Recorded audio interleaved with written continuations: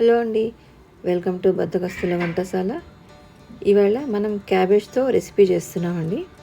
దీనికోసం నేను చిన్న క్యాబేజ్ ఒకటి 1/2 kg వరకు తీసుకున్నాను. క్యాబేజ్ ఇలా పొడుగ్గా సన్నగా తరుక్కున్నానండి. తరిగేసుకొని శుభ్రంగా కడిగేసుకొని ఒక పెద్ద పళ్ళెంలోకి తీసుకున్నాను.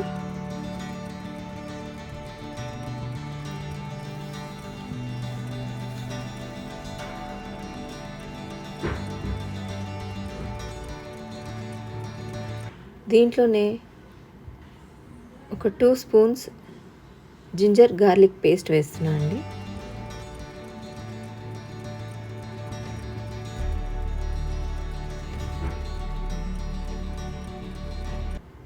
దీంట్లోనే 1 కప్పు వరకు శనగపిండి వేసాను. అదే మెజర్తో 1 కప్పు కార్న్ఫ్లోర్ వేస్తున్నాను. ఇప్పుడు ఇదంతా మంచిగా కలుపుకుందామండి. బాగా కలిసేదాకా కలుపుకుందాం.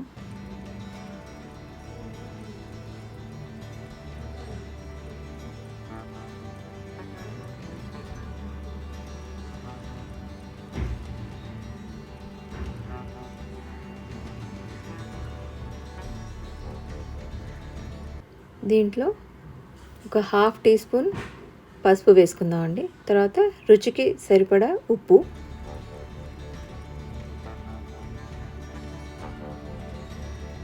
తర్వాత ఒక 2.5 స్పూన్స్ చిల్లీ పౌడర్ వేసుకున్నామండి. కారపొడి మీ రుచికి తగినట్టుగా మీరు వేసుకోవచ్చు. తర్వాత కొంచెం ఫుడ్ కలర్ వేసాను. అది పూర్తిగా ఆప్షనల్ అండి, మీకు కావాలంటే వేసుకోవచ్చు, లేదంటే లేదు.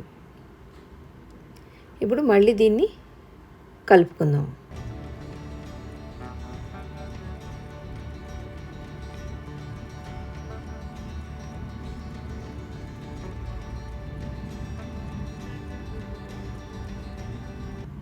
మొత్తం ఆ ముక్కలకంతా పట్టేలాగా కలిపేసుకుందామండి. దీంట్లో నేను ఇంకొంచెం కార్న్ఫ్లోర్ వేస్తున్నానండి. కొంచెం థిక్నెస్ కోసం కార్న్ఫ్లవర్ వేసాను.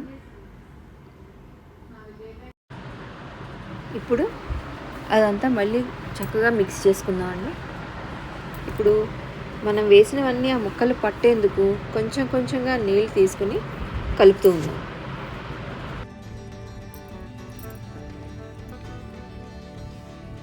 అదంతా మంచిగా ఆ ముక్కలకు పట్టేలా కలుపుదామండి.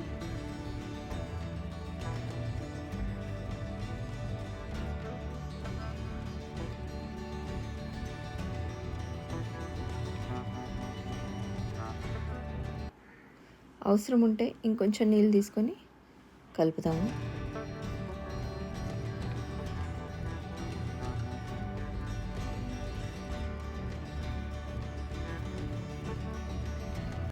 ఇప్పుడు మూకుళ్ళలో కొంచెం నూనె పోసుకొని దాంట్లో కరివేపాకు వేసి బాగా వేయించానండి. వేగాక అదంతా కొంచెం తీసి పక్కన పెట్టేసుకున్నాను.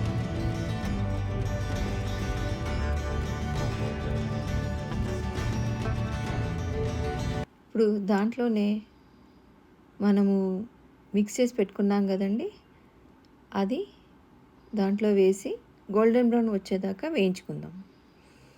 అది కొంచెం కొంచెంగా వేస్తూ వేయించుకుందామండి.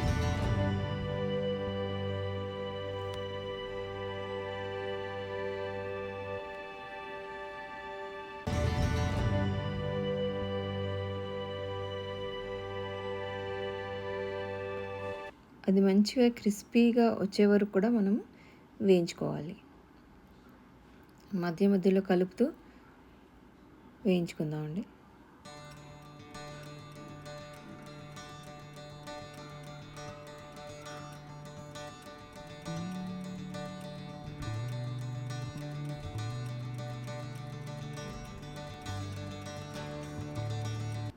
ఒకవైపు వేగిపోయింది, ఇంకోవైపు తిప్పుకుందాం.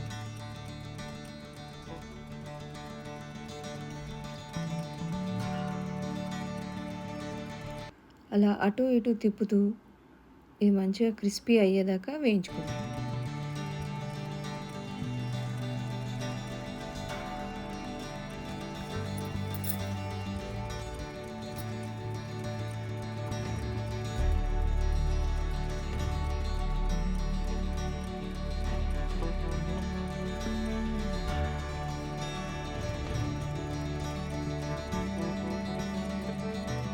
నేను ఫ్లేమ్ మీడియంలో పెట్టానండి,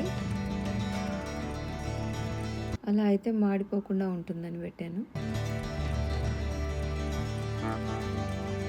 ఫ్లేమ్ మీడియంలో ఉంచి క్రిస్పీ అయ్యేదాకా వేయించుకుందాం.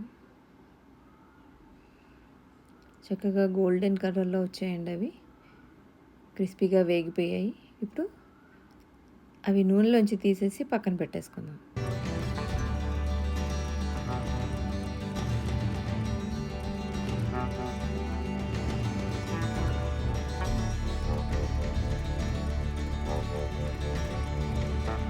ఇది నేను కరివేపాకు వేయించి పెట్టుకున్నాను కానీ దాంట్లో వేసి కలిపేశాను.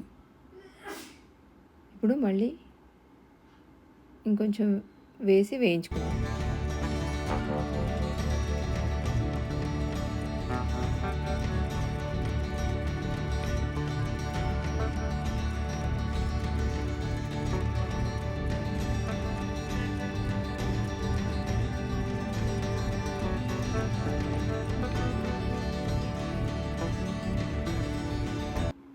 చూసారు కదండి, వేగిపోయింది, తీసేసాను.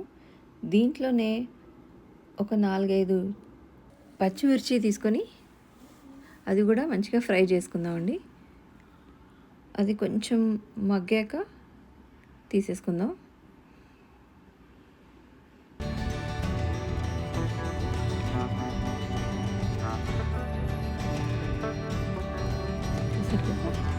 ఇలా వేయించేసుకొని మిర్చి దానిపైన వేసేద్దాము. క్యాబేజ్ మనం వేయించుకున్న క్యాబేజ్ పైన వేసుకున్నాం. తర్వాత అండి కొంచెం కొత్తిమీర తీసుకుని దాని క్యాబేజ్ మీద కొంచెంగా ఇలా స్ప్రెడ్ చేసుకుందాం.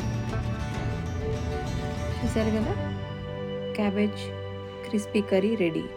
Thank you.